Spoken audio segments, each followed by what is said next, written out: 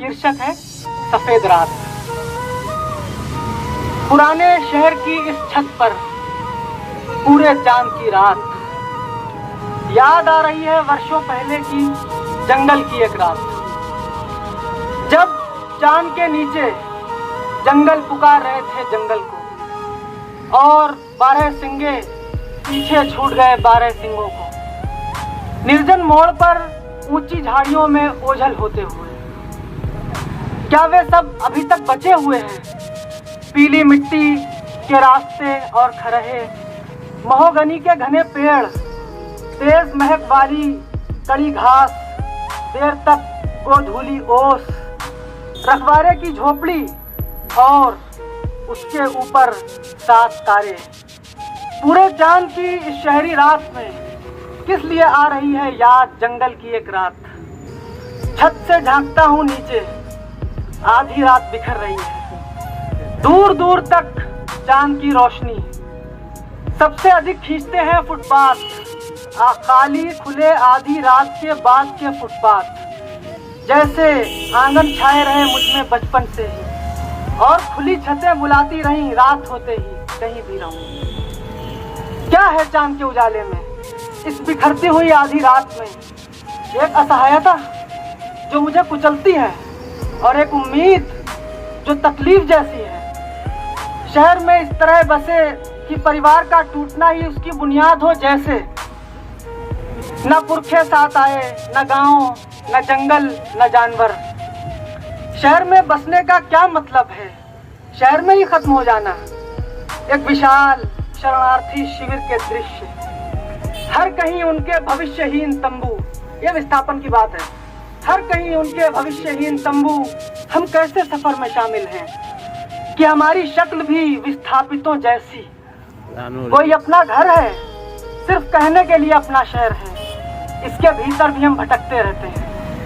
लखनऊ में बहुत कम बच रहा है लखनऊ, इलाहाबाद में बहुत कम इलाहाबाद, कानपुर और बनारस और पटना और अलीगढ़। अब इन्हीं शहरों में कई तरह की हिंसा, कई तरह के बाजार, कई तरह के सौदाई, इनके भीतर, इनके आसपास, इनसे बहुत दूर बंबई, हैदराबाद, अमृतसर और श्रीनगर तक हिंसा, और हिंसा की तैयारी और हिंसा की ताकत।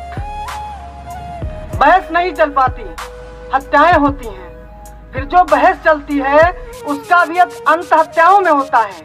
भारत में जन्म लेने का मैं भी कोई मतलब पाना चाहता था, अब वह भारत ही नहीं रहा जिसमें जन्म लिया। क्या है इस पूरे चांद के उजाले में, इस बिखरती हुई आधी रात में, जो मेरी सांस लाहौर और कराची और सिंध तक उलझती है? क्या लाहौर बच रहा है? अब वह किस मुल्क में है? न भारत में, न पाकिस्तान में, न उर्दू में, न पंजाबी में। पूछो राष्ट्र निर्माताओं से, क्या लाहौर फिर बच पाया? जैसे यह अछूती आज की शाम की सफेद रात एक सच्चाई है, लाहौर भी मेरी सच्चाई है। कहाँ है वह हरे आसमान वाला शहर बगदाद? ढूंढो उसे, अब वह अरब में कहाँ है? पूछो युद्ध सरदारों से, इस सफेद हो रही रात में क्या वे बगदाद को फिर से बना सकते हैं? ये क्रिएटिविटी की बात है। जो दंगाई होते हैं, जो सत्ता पक्ष का, जो इस समय का सत्ता पक्ष है, वो किसके साथ है, और जो हमारा संविधान का जो विखंडन है, वो जो हमारे संविधान के टूटते हुए मूल्य है, उसके परिप्रेक्ष्य में आप इसको देखें। क्या वे बगदाद को फिर से बना सकते हैं? वे तो खजूर का एक पेड़ भी नहीं उगा सकते हैं।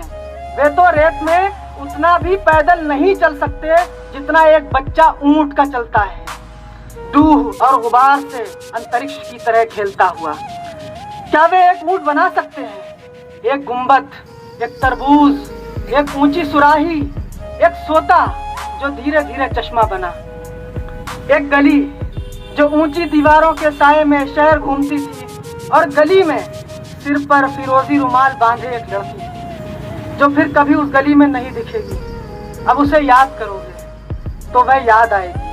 अब तुम्हारी याद ही उसका बगदाद है, तुम्हारी याद ही उसकी गली है, उसकी उम्र है।